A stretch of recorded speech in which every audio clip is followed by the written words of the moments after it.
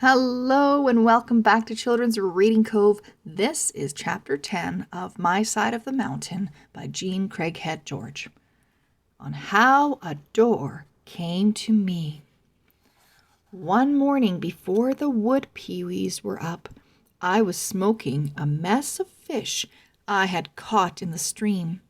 When I caught more than I could eat, I would bone them, put them on a rack of sticks, and slowly smoke them until they dried out. This is the best way to preserve extra food. However, if you try it, remember to use a hardwood. Hickory is best.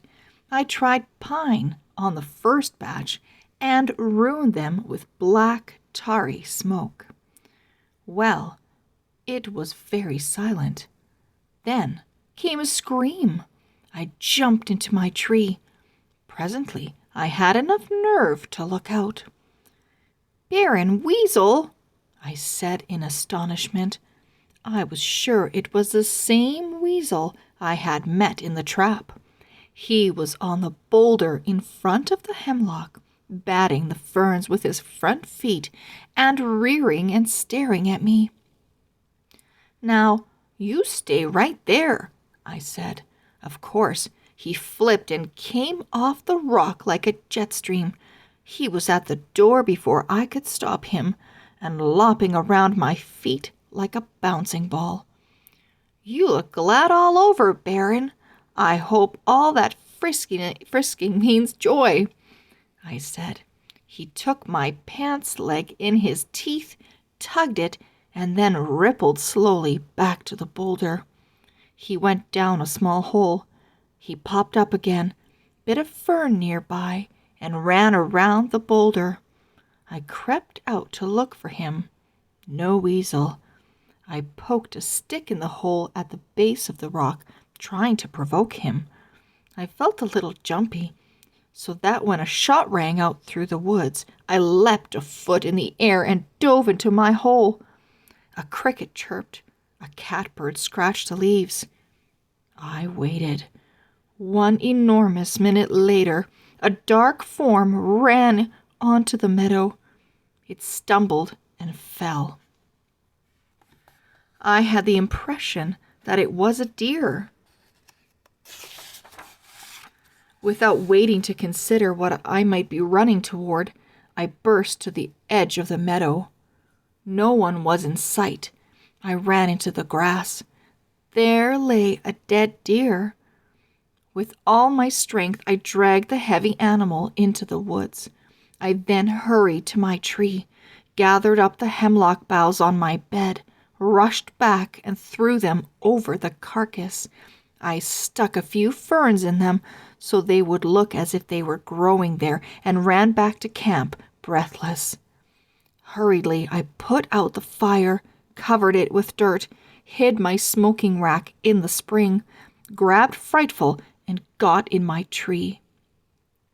Someone was poaching, and he might be along in a minute to collect his prize. The shot had come from the side of the mountain, and I figured I had about 4 minutes to clean up before the poacher arrived. Then, when I was hidden and ready, Frightful started her cry of hunger. I had not fed her yet that morning. Oh, how was I going to explain to her the awful need to be quiet? How did a mother falcon warn her young of danger? I took her in my hands and stroked her stomach. She fought me, and then she lay still, in my hand, her feet up, her eyes bright. She stiffened and drooped. I kept on stroking her. She was hypnotized. I would stop for a few moments. She would lie still, then pop to her feet. I was sure this wasn't what her mother did to keep her quiet, but it worked. Bushes cracked, leaves scuttled, and a man with a rifle came into the meadow.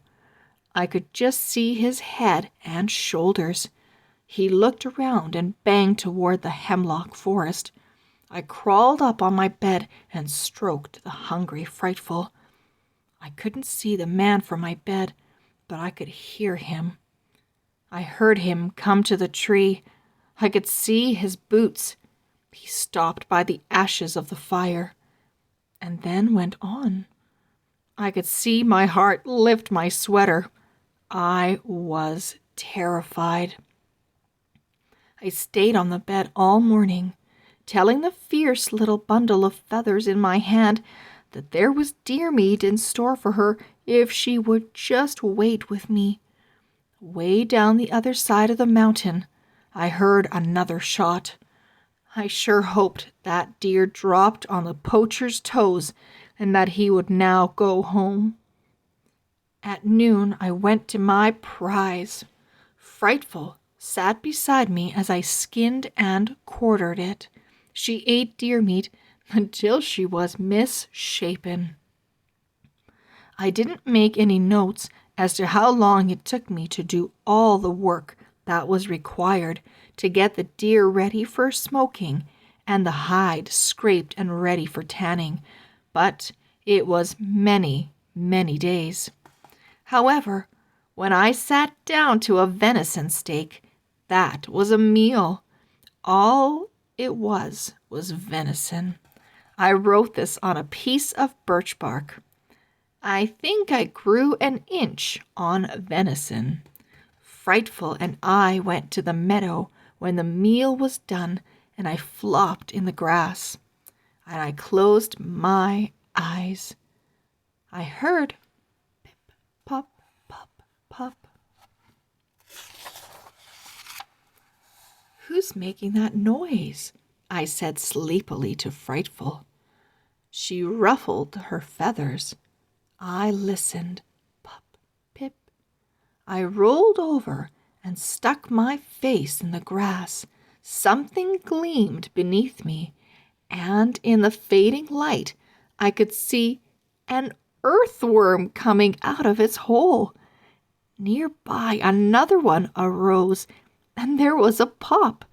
Little bubbles of air snapped as these voiceless animals of the earth came to the surface. That got me to smiling.